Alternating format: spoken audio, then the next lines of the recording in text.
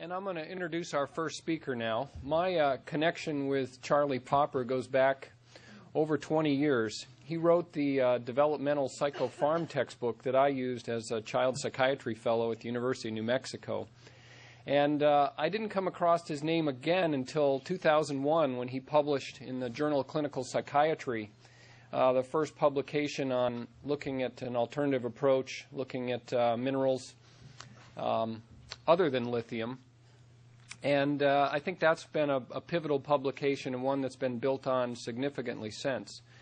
Charlie Popper is on faculty at Harvard and McLean Hospital. He's from the Boston area.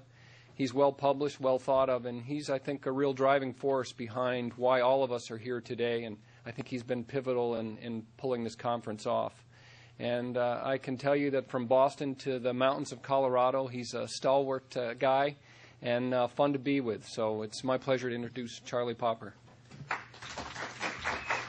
I'm pleased to be asked to be a part of this, pleased to be able to, honored to be able to present sort of an initial overview for this conference. It's been a long time coming, and there is going to be an enormous amount of material that you'll be hearing about in these next 2 days. Someone's cell phone is going off. Now,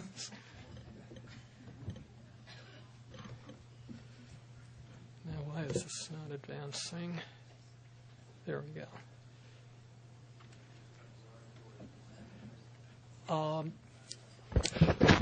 I have my obligatory hello slide, which basically says that I don't have a lot of money. I don't have a lot of conflicts of interest. The closest thing to a conflict, if one calls this a conflict, is that I have talked with Tony, Stefan, and David Hardy at True Hope for years about the work that they've been doing, and we've been sharing our thinking about some things. But in terms of independence, there's not a penny, not a single penny that I've received from them. Most of you know, many of you heard last night about their extraordinary saga in bringing this field to where it is right now. David's knowledge as a consultant to agribusiness applied to the plight of Tony Stefan's children who are struggling with bipolar disorder and, frankly, failing despite the best efforts of medicine. And their joint courage in applying David's nutritional knowledge to the treatment of Tony's children is quite a tale. And how they got it to happen is quite extraordinary. Their drive to make this happen is hard to believe. If you've seen the pits that they've been thrown in and that they hop out of and keep on going, it's really an amazing story of extraordinary persistence in the face of extraordinary opposition. So anyway, it's their work. Oh, I missed Bonnie. Their connection, their fortuitous connection, although nothing is as accidental as it might seem, in being able to connect with Bonnie and her extraordinarily organized research laboratory in psychology has really made these three people have made this entire story happen. And it's their work over the last 10 years that is why we're here today. And I believe that their work is already historically pivotal in changing the way that psychiatry will be practiced. Make no mistake, this is a historically significant piece of work that's being done. Much of this conference, not all, but much of the conference will be discussing a very particular type of treatment that has grown out of the work that they've done, or that is really the work has been done in examining a particular type of broad-spectrum micronutrient treatment, which basically consists of a broad spectrum of vitamins and minerals, inositol, choline, and a few amino acids, mostly at levels above the recommended daily allowance, the numbers that define the minimal intake standards, but that for the most part are below the dose limits defined as upper tolerable dose limits by the standard setting agencies. So it's a nutritional formula that appears to work for bipolar disorder. And it's very interesting if we sort of reflect on this as a new entry into psychiatry, that it's a nutritional treatment that contains neither omega-3 fatty acids. It's a mineral treatment that does not contain lithium. As of now, as you will hear in more detail, there are no large-scale, vigorously controlled studies yet to document either its safety or efficacy in treating any psychiatric disorder. The clinical techniques used right now are largely based on anecdote, personal experience, swapping information like we will be doing in this conference here. The techniques are rapidly changing, undergoing constant revision.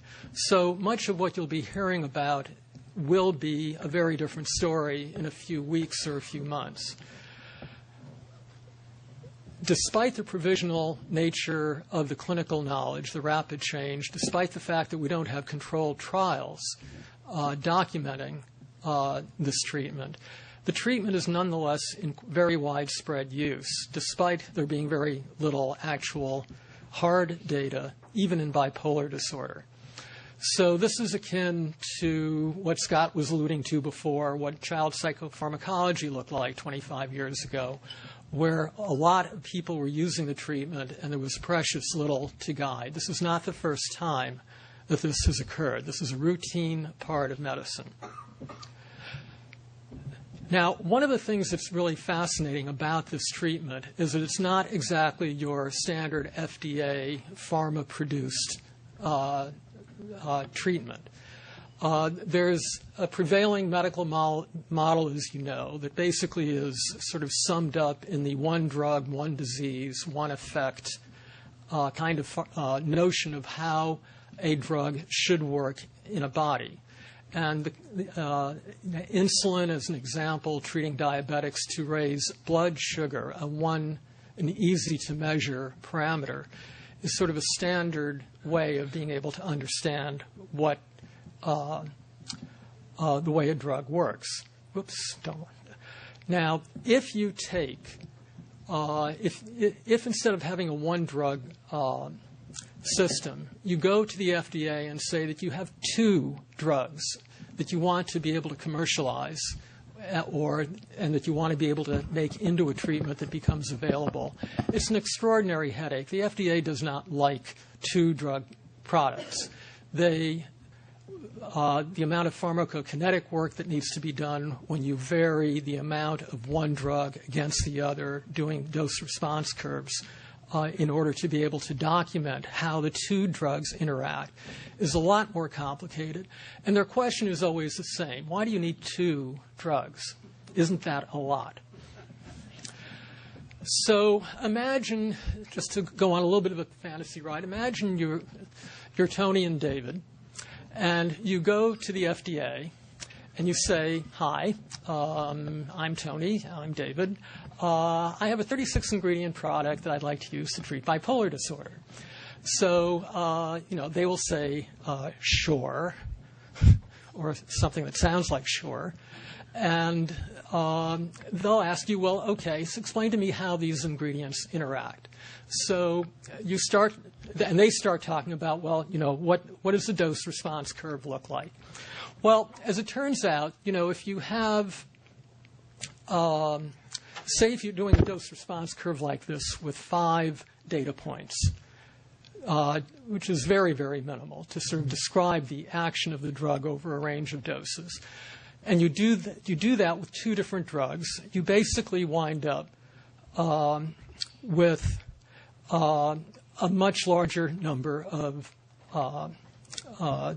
trials that you would need to do. Basically, you're doing 5 data points raised to the second power, 25, in order to be able to describe the way that drug simply interacts with itself in producing a particular kind of effect. So if you want to do the detailed pharmacokinetics of a 36-ingredient product, what you would need, and let's say it's only 5 data points, which is, as I say, very little, you would need to do a fairly large number of dose-response curves. In fact, the number, I'm not sure I'm even going to try to guess what that number is actually a lot of dose-response curves to run, especially when you consider that it vastly exceeds the world economy in terms of numbers of dollars. And you don't run these things for $1 at a time. So this would be, this is the kind of thinking that Tony and David face, not just at the FDA, but as when they go to the medical world and people just scratch their heads, they can't begin to think about what is it that a 36-ingredient product actually is about. So my basic point is that conventional medical pharmacology just does not fit the field of broad-spectrum micronutrient research. We need different ways of being able to conceptualize what this kind of treatment might look like.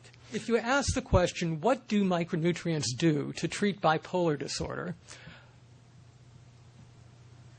Well, you have a lot of problems in even being able to wrap your head around that kind of question. As you know, lithium has been around for 60 years. There are a lot of theories about how it works, but basically we really do not know what it is that lithium, one micronutrient, is doing to help in bipolar disorder. Now, we can get around this question very easily, as it turns out, by noticing that there's no proven therapeutic effect of micronutrients in treating bipolar disorder, so any talk is purely speculative. There's not much point in really working on that question until one knows whether, in fact, the response is there. And if efficacy were proven, or once it is finally adjudicated, there'll be all kinds of questions about what are the active products, do they work the same way in different people, do you really need all of those ingredients, or alternatively, do you really need to have a very broad spectrum product? And that's a real possibility, and it's one that right now all we can do is think about. Now, would it be a deficiency? People often talk about, well, if you're giving micronutrients that are all over the system and it improves the functioning of the system, doesn't that mean that there must be a deficiency? Well, deficiency is a slippery concept. I'm not going to take a lot of time on it, but obviously if you give antipsychotic drug to a person and they get better, you don't infer, for example, that they had an olanzapine deficiency, and you can't really infer, if lithium works, that there's a lithium deficiency. There's another way of being able to think about this kind of issue, and that is if you take the example of chromium, which works to increase insulin, both chromium and vanadium both work to increase insulin sensitivity. So if you give chromium to a person and see that insulin resistance improves, does that imply that there's a chromium deficiency? Well, if you don't think about the rest of the system, you might very well come to that conclusion. But in fact, it might just be fixing a deficiency in the vanadium levels, so that the deficiency is really not something that you're thinking about or looking at. And there may be no actual deficiency of chromium in the first place. So this is an issue of balance among different components. It's what might be considered a relative deficiency in a particular kind of setting, or a functional deficiency. So you can have deficiencies in the absence of any actual deficiency in a particular component. And there are all kinds of examples of how different micronutrients play off against each other. And here there are a couple of the obvious examples that come to mind about the kind of balances that need to be maintained and that are maintained through the kinds of micronutrient products that we are talking about.